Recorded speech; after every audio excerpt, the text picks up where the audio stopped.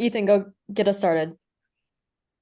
Okay, great. A lot of stuff has happened since y'all played your last game. A lot of off-season news. First one I just want to bring up is getting Danielle Gibson back here as an assistant coach. We uh talk about how that kind of unfolded. And how excited are you to have her back? Well, I'm thrilled. First of all, I'm thrilled to have her back.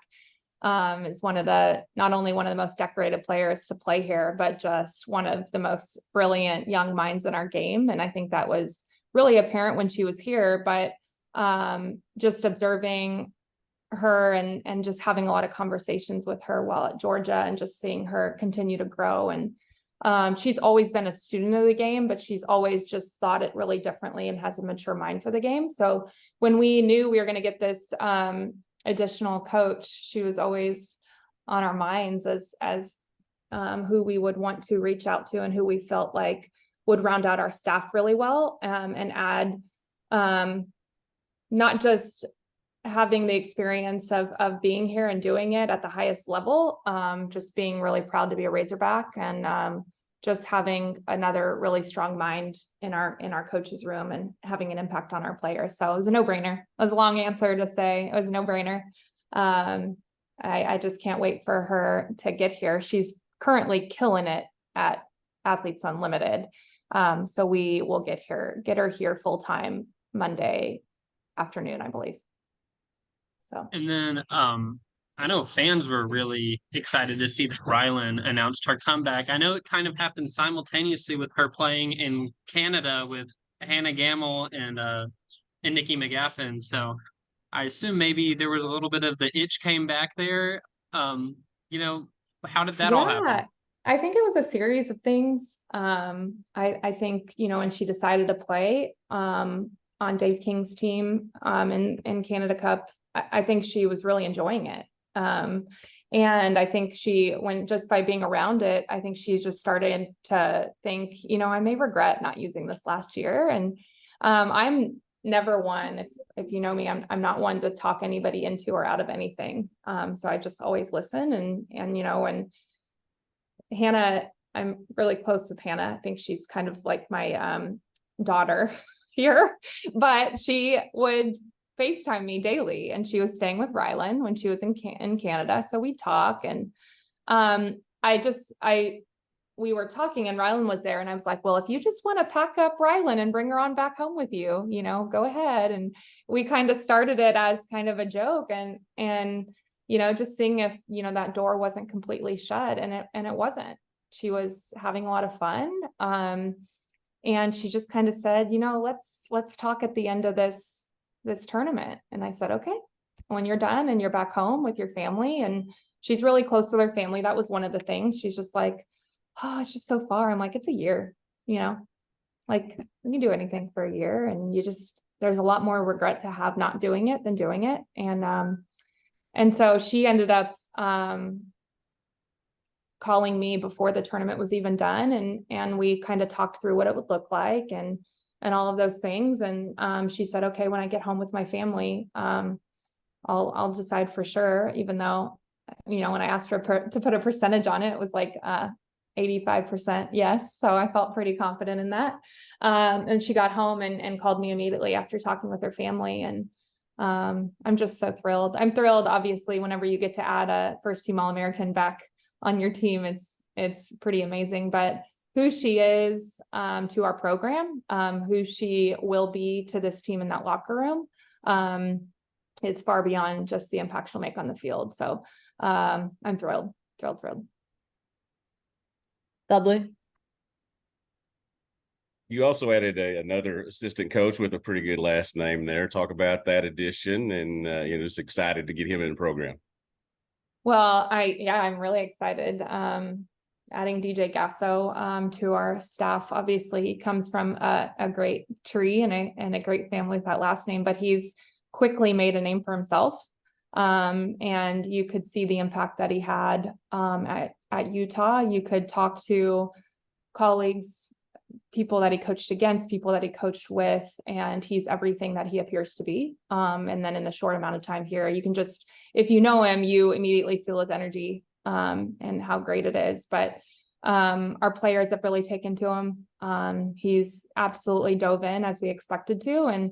And so I'm really excited. It's crazy because, you know, when I first met DJ, I was a GA at Oklahoma. And so I've known the Gasso family really, really well for my entire career, and to see him and JT grow in the sport, it's no surprise how great they are, obviously, with Patty as their mom, but they paved their own way, and they've done it, how, you know, in their own style. And so I'm really excited to add DJ.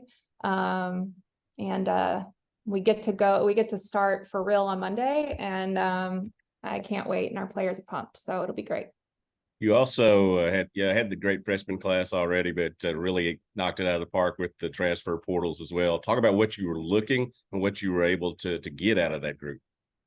Yeah, we had 4 huge freshmen. We got 4 out of the transfer portal, and we had Rylan back. So it was a huge summer for us with those 9 and DJ and Gib. And I mean, we bring back, I mean, we have a lot of punch. We have a lot of punch offensively. We have a very solid pitching staff. We really do feel like we have all the pieces and the depth and everything that we need. So I think we have 4 offensive players returning that have hit 18 or more home runs. I think that's the most in the country. So when they've had years like that, you know, you have that power piece.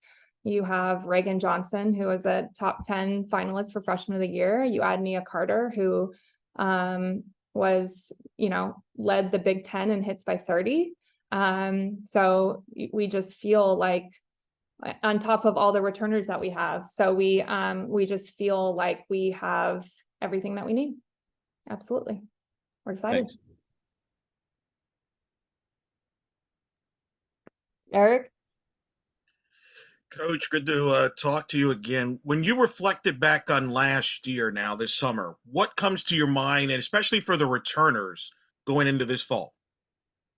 I think the big thing is it's a crazy sport because only one team ends how they want. And so when you get away from it, the emotion of your season ending, and you look back, like we did a lot of great things as a very young team.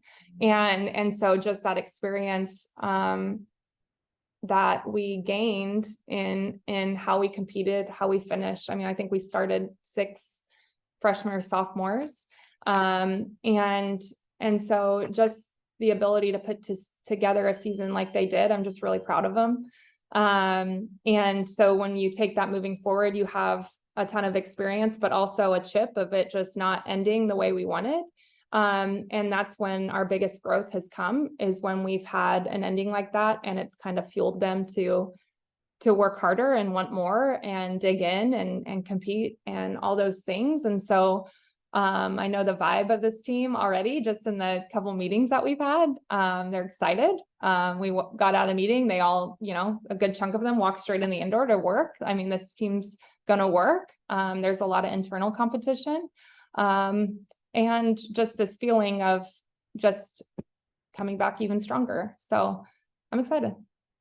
There were some rule changes over the offseason. Certainly the pitch mechanics, more of an Olympic style now when it comes to the illegal pitch. Obstruction was adjusted, more video replay.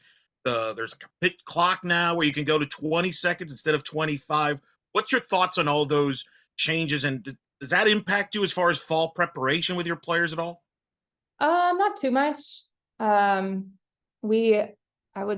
think we're one of the teams that keep it moving anyway. We don't do a lot of timeouts. We get the ball, we play. We like a lot of that. I like the pitch count or the pitch clock. I've gone to a couple MLB games with a 5 and a 7-year-old. So anytime you can keep the game moving, it's a lot better. So seeing the impact that's had, I'm excited. When it comes to the pitching rules, I'm really interested and intrigued to see how that's implemented and applied. To be honest, I was kind of in the middle on whether I wanted it to happen or not. I think that now I understand it, because like we have one that comes up a little bit because of ankle mobility. She's getting absolutely no advantage to it. And it's literally just a turn and she's not replanting. I think we're struggling to call the replant anyway. And now it's almost inviting that a little bit more. So I'm just really curious and intrigued to see how that plays out. But anyway, I'm a traditionalist. I think that, so anytime we like change things, I'll adjust. But I just think we have a really great game. And so I just, I like to kind of hold on to some of those things that have made it so great. So we'll see how it plays out. It doesn't change a lot of what we do. I won't harp so much on, that little inch of separation now that I'm like on the ground. I won't have to lay on the ground quite as much. So I appreciate that in the training piece in the fall. So. Dudley?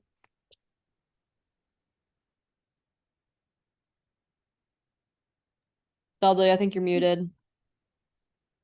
It was not a good question, but we'll try another one. Just talk to me a little bit about what fall is going to look like for y'all. I know y'all have had some games and, even some tournaments before, and, what you're trying to get accomplished this fall, especially with, I guess, the 8 new players and 2 new coaches. Yeah, I think it's a new training style. So I think it's getting adjusted to ourselves and just kind of training and philosophies. So we have what do we have? 2.5, 3 weeks of individuals before we get into a team setting and team practice. We have 5 outside competition games scheduled as of right now, and 4 Razorback Unlimited doubleheaders of inter-squad that we take on somewhat loosely. The structure and point system of Athletes Unlimited, only we add a little bit more defense and pitching and all that. So a good amount of competition, a good amount of just training, learning each other, and hopefully it's really productive. So we'll see. Thanks. Really looking forward to getting to work. Ethan? Yeah, you talked about how you and Hannah Gamble just really close. I'm sure that comes with 4 years of being a starter on the team. But she got that opportunity to go play for the national team in Japan recently. I know you played in Japan after you graduated. I'm just curious, what were those conversations like, and how good was it to see? I know she's open about it that she didn't like the season that she had this past year, but to see her she made the national team. Mm-hmm. Yeah. Yeah, I'm just really proud of her. It's always been a dream of hers to wear the USA, wear the red, white, and blue. And so getting to see her compete in Japan with, in that uniform and in that setting it's just really, really cool. It's literally always been a dream of hers. What I enjoyed seeing even more this summer through the Canada Cup and her time in Japan is her just having fun, kind of settling in, seeing flashes of, I just think more than anything, she just grinded this year and it happens. But she didn't give herself a break with that. And so I think we saw this summer of her just kind of like loosely go compete, have fun. And that's who Hannah Gamble is.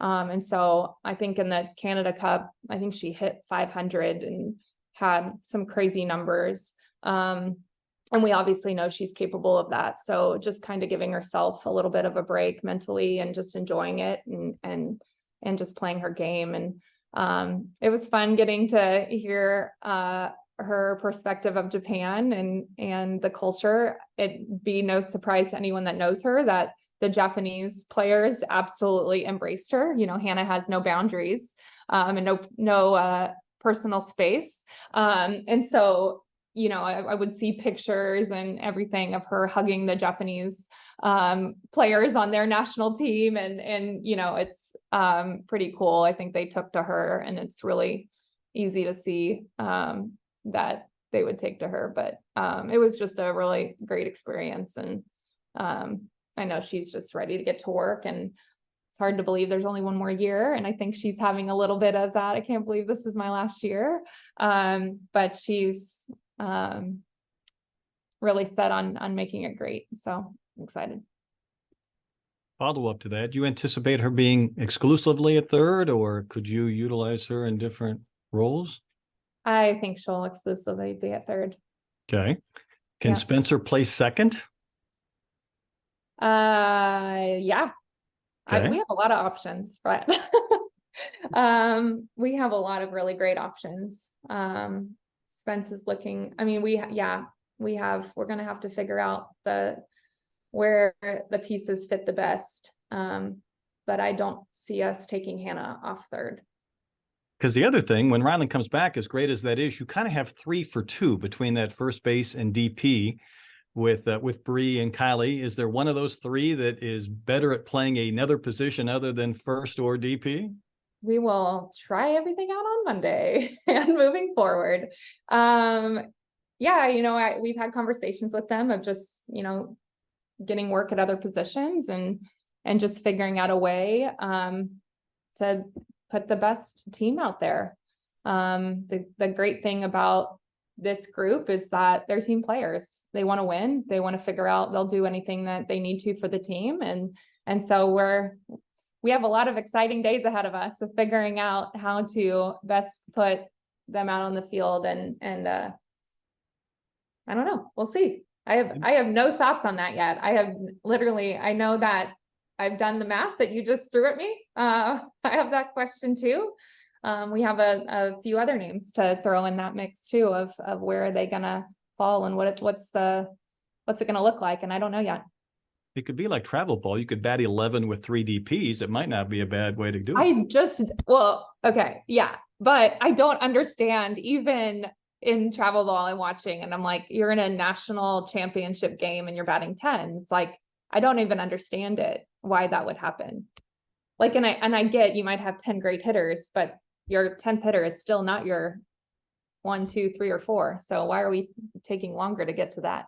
Anyway, I won't stay on my soapbox about that. That's all. I like when you're on your soapbox. That's fun. I don't know. Eric. I want to ask you follow up on Danielle. You talk about, obviously she's having a great summer at Athletes Unlimited, could win Athletes Unlimited by the end of this weekend. She's in the mix. How was that conversation when you had her about bringing her back, but she's still playing at a high level? And do you tell your players, to watch her? I got to imagine there's a benefit of that, of watching her play, even though you probably need her to do some coaching stuff, but her playing, I mean, that's got to make an impact for your players.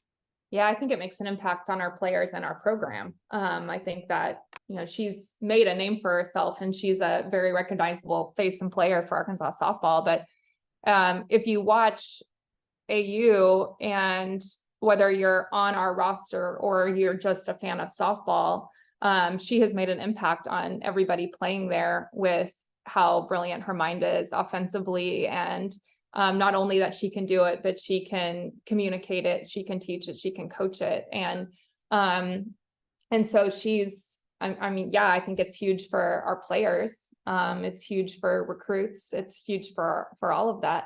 She does have a tall order in catching Odyssey. She's had a tremendous summer, and it almost feels impossible to catch a hitting pitcher that's playing at the level that she is. But it's a system that's hard to win as a hitter. So that's how dynamic she's been this summer. And gosh, she's just playing so well.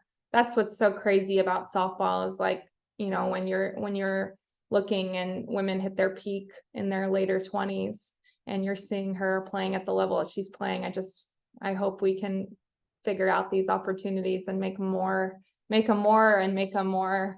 solid. But yeah, it helps our program as a whole, that she continues to play at a high level, and I'm just really proud of her. And you mentioned, obviously, you bring in DJ to the staff. Well, a year from now, the rest of the Gasso family will be in the conference alongside Texas. I'm curious, as a conference, have you finalized what the conference schedule will be like next year as far as how many games will be played? And I know it's a year out, but how much does that impact your non-conference schedule? Because I know sometimes you like to schedule a year in advance. Yeah, we haven't changed the amount of games that we're gonna play. The thing that was nice about our schedule before is that in a 3-year cycle, we could play everybody home, away, and bye. So it was a pretty clean cycle. We've had to work to figure out what's the best way to move forward to kind of maintain, where we're at as a conference and a lot of those intricacies that I so kindly was put on committees because of Matt Michael. So of just figuring out the math and what suits us the best, and had a lot of conversations with all our coaches and the SEC and everything. So we're going to keep our games the same, and then we're working through the rotation and what that looks like. It'll just take longer to get through that complete cycle. It's not quite as clean, but it'll work. I'm pretty sure we get Oklahoma in that first year, as I would expect. So we'll see, but it'll be good. It won't really affect what we do in our non-con. We're pretty picky about that anyway. That won't change. Justin? We had a couple for you, a couple things we haven't talked about so far today. Transfer wise, you Ellis, Carter, those are the big names because of what they've done offensively, but you also got you a couple of pitchers, and I know the bullpen's kind of your happy place to begin with. That group you have there, you've got the freshmen coming back with a year under their belts, you've got these transfers in. Tell me what your work in the bullpen is going to look like this fall, and kind of melding that group together, and what you want to get out of them in the fall. Well, I'm really excited about this group. I think it's probably the most well-rounded staff that we've had. Now, we don't have that lockdown number one ace that we've had. Like, that's kind of been our MO with Shanice and Mary and Autumn. But last year, outside Shanice, we really just had, a very similar profile throughout our staff. And so what we've done is just kind of hit everything. We made it a lot more complete. And so I think you'll see a lot more matchups. I think you're going to see a lot more pairings. And that's the big thing that I want to see through the fall, is who matches up well together, who pairs well together, and that whole thing. So I'm excited. Adding Morgan and Reese is huge. Morgan's seasoned. She's pitched a lot of games. She's been their workhorse. Reese, I think, has a profile that most, kind of mirrors Shanice's. And so it's how dynamic can we make that? And so I'm just really excited to get to work with them. And then having the experience of our young ones, and having Callie and adding Casey in this freshman class. So I think we have a lot of tools that we can use together. So it'll be good. It'll be some work. It'll be different. I mean, it's exciting. You have this new group between the freshmen and the transfers. It's a little bit of a different look than you used to seeing a lot of new faces, which kind of you've had a couple of times before, but just between the combination of the transfers and the young ones, the melding in the locker room, in the team room, between the returners, the veterans, and then the newcomers, whether that be transfers or freshmen, is that something you kind of let the players handle themselves through the fall, to where by season you're good? Do you kind of steer them certain directions and then let it go? How does that work? Our team does a really good job of getting everybody connected right away. So our returners do a good job of getting the freshmen under their wing and reaching out to the transfers and helping to make them feel as comfortable as they can right away. I think it always helps when we can get on the field.